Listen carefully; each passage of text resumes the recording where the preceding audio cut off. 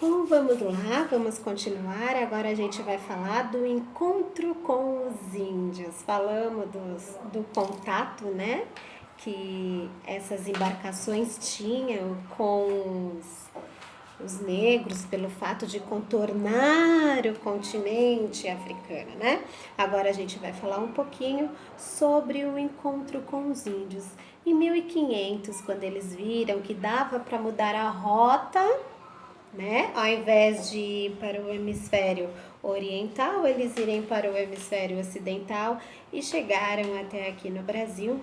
Eles tiveram contato com pessoas diferentes que eles nunca tinham visto, algo tão inusitado, tão diferente que eram os indígenas, né? Então a gente entra aqui na página 275, ok? Nós não vamos grifar exatamente o que está aí, mas eu quero que vocês respondam as questões desta página em caderno A1 e A2, tá? Por quê? Porque fala do primeiro contato em 22 de abril de 1500, que a expedição de Pedro Álvares Cabral chegou aqui e encontrou aquelas pessoas. E qual é o maior registro desse momento que a gente tem hoje? Qual é a fonte histórica que a gente tem hoje, que é a que marca realmente o que os portugueses viram e a maneira que os índios reagiram? É a carta de Pero Vaz de Caminha, né? Aqui no nosso livro tem um trecho como que eles entenderam que eram os índios, né? Ó, a pele deles é parda, meio avermelhada, eles têm bons rostos e narizes e são bem feitos.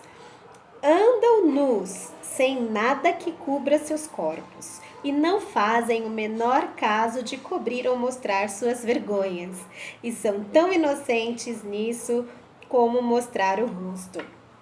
E aí, o que eles fizeram? Começaram a aproveitar isso para conhecer o território em que os índios estavam, né? Por isso que a gente fala que não é um descobrimento, porque os índios já estavam aqui.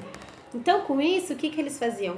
Faziam trocas, você me mostra o território e eu te dou uma roupa. Eles davam roupa, eles davam joias, espelhos, que os índios ficavam maravilhados com os espelhos, né? E etc. Tudo isso que chamava a atenção dos indígenas, eles acabavam dando em troca de alguma coisa, de algum interesse para esse comércio, né?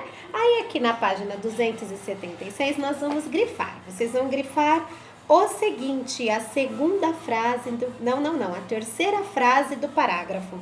Eles apresentam muitas semelhanças, mas também várias diferenças entre si.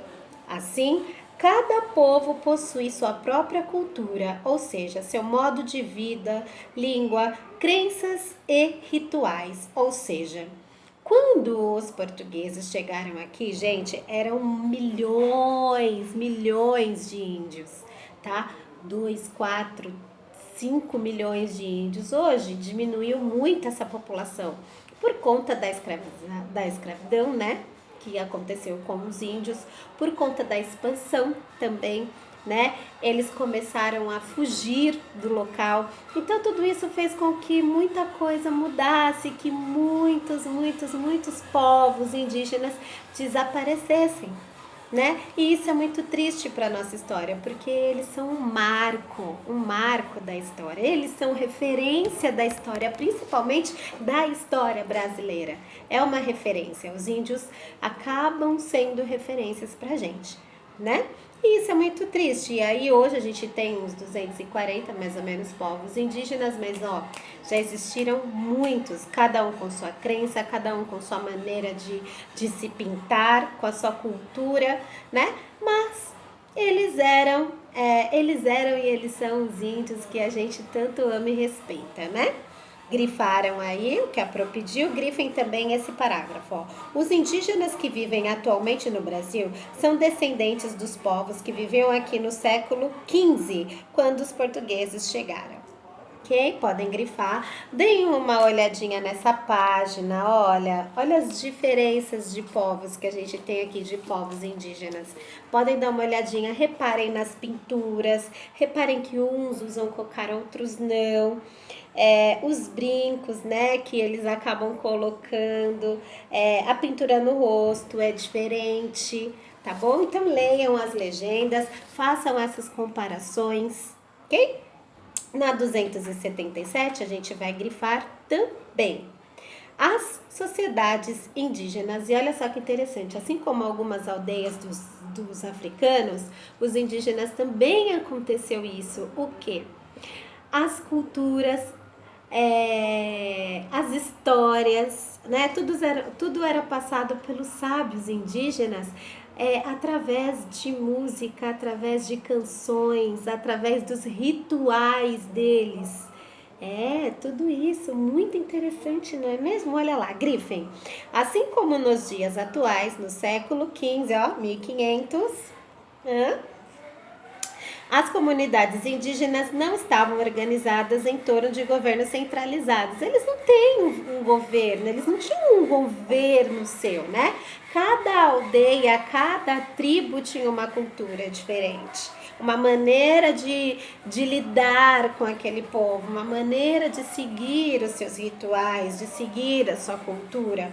Tudo dependia do povo, daquele local, né?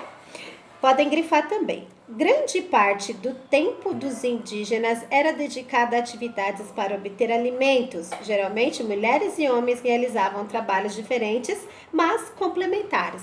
Então, as mulheres os homens iam caçar, iam pescar, e as mulheres cuidavam da parte de dentro, de fazer, por exemplo, a comida, né? Então, cada um tinha o seu a fazer ali dentro da aldeia, tá? A oralidade e a educação indígena, que a Pro tinha falado, podem grifar. A oralidade teve grande importância para as culturas indígenas e, atualmente, ainda é fundamental para esses povos. Utilizando a linguagem falada, os povos indígenas transmitiam seus conhecimentos entre diferentes gerações, por meio de canções ou narrativas de história tradicionais. Tá, e quem que fazia isso? Eram os membros idosos. Eles acabavam sendo responsáveis por isso, responsável em transmitir essa cultura, eles eram responsáveis em mostrar para os outros, né, aqueles que estavam chegando, o que eles já tinham passado, como que era viver ali, né? Essas culturas todas, os idosos eram responsáveis por isso. Olha que coisa linda, não é mesmo? Muito lindo isso, muito marcante. Grifem também essa parte que a Pro falou aí para vocês. Vamos lá na página 278. Tem um texto maravilhoso, maravilhoso, que fala exatamente sobre a percepção do tempo. Eles não tinham calendário, né, gente? Não tinha calendário. Então, o que eles faziam? Verificavam a lua, o sol, e daí eles sabiam a hora que estava começando a ficar noite, a hora que já estava para amanhecer, quando estava bom para colheita, né? Quando estava bom para pescar, eles percebiam tudo isso através da natureza. Muito interessante, né? E aí o conhecimento também dos ciclos anuais era tudo através da lua, do sol, do vento. Muito interessante. Então, o que a gente vai fazer? Pegando esse contexto todo que a Pro acabou de falar, vocês vão ler, né? Porque até a página 274 vocês já fizeram. Agora vocês vão na 275, respondem as duas questões no caderno. Vão também fazer a mesma coisa, ler esse texto que a Pro acabou de pedir para vocês grifarem, releiam, não adianta só grifar sem ler, né? 276, 277, 278 e façam as atividades da página 279 e 280, ok? É isso, vocês vão ter bastante tempo para resolver essas atividades aí, tá bom? Beijo!